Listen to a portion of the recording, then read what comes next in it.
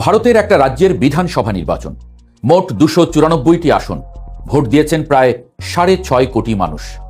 আজ সেই ভোটের ফলাফল প্রকাশ হচ্ছে।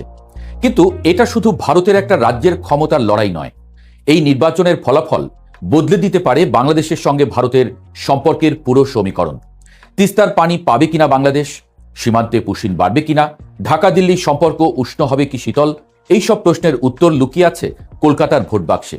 কারণ পশ্চিমবঙ্গ জিতলে বিজেপি আর পশ্চিমবঙ্গ ধরে রাখলে তৃণমূল, দুটো পরিণতি বাংলাদেশের জন্য আলাদা আলাদা বার্তা নিয়ে আসে। প্রথমেই জানতে হবে পশ্চিমবঙ্গের সঙ্গে বাংলাদেশের সম্পর্কটা ঠিক কতটা গভীর।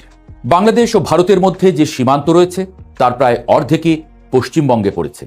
শুধু ভৌগোলিক সীমানা নয়, বাণিজ্যিক পথ, অভিবাসনের ধারা, একই ভাষা, একই সংস্কৃতি। পেট্রাপোল, বেনাপোল স্থলবন্দর দিয়ে দুই দেশের বিপুল বাণিজ্য চলে।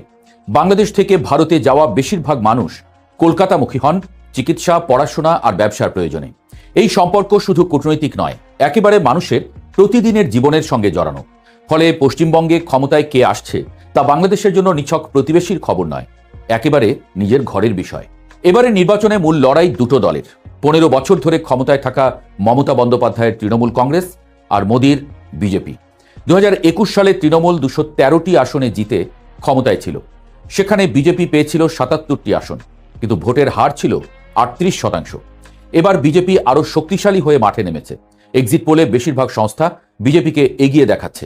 ফলে 15 বছর পর ক্ষমতার পরিবর্তন হওয়ার সম্ভাবনা বাস্তব। কিন্তু এই নির্বাচনে বাংলাদেশকে সরাসরি টেনে আনা হয়েছে। বিজেপি তার নির্বাচনী প্রচারণায় বাংলাদেশ থেকে কথিত অবৈধ অনুপ্রবেশকে প্রধান ইস্যু করে তুলেছে। সীমান্তবর্তী জেলাগুলোতে মুসলিম ও বাংলাদেশি অনুপ্রবেশকারী, এই ন্যারেটিভকে এক সূত্রে গেঁথে প্রচারণা চালানো হয়েছে।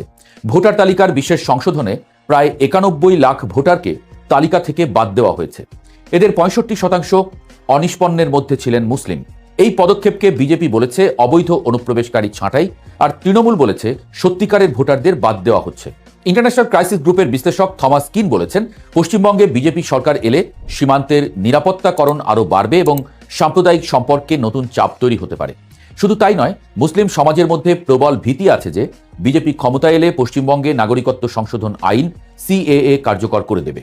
সিএএ কার্যকর হলে যাদের নাগরিকত্ব প্রশ্নবিদ্ধ হবে তাদের একটি বড় অংশকে বাংলাদেশি বলে চিহ্নিত করে সীমান্তের ওপারে ঠেলে দেবার চেষ্টা হতে পারে। আর সেটা যে শুধু ভয় নয়, ইতোমধ্যে বাস্তব হতে শুরু করেছে।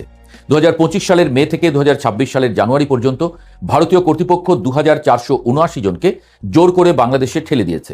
এদের মধ্যে 120 জনকে বর্ডার গার্ড বাংলাদেশ শনাক্ত করেছে ভারতীয় নাগরিক হিসেবে। অর্থাৎ যে পুশ ইন এখন সীমিত মাত্রায় হচ্ছে,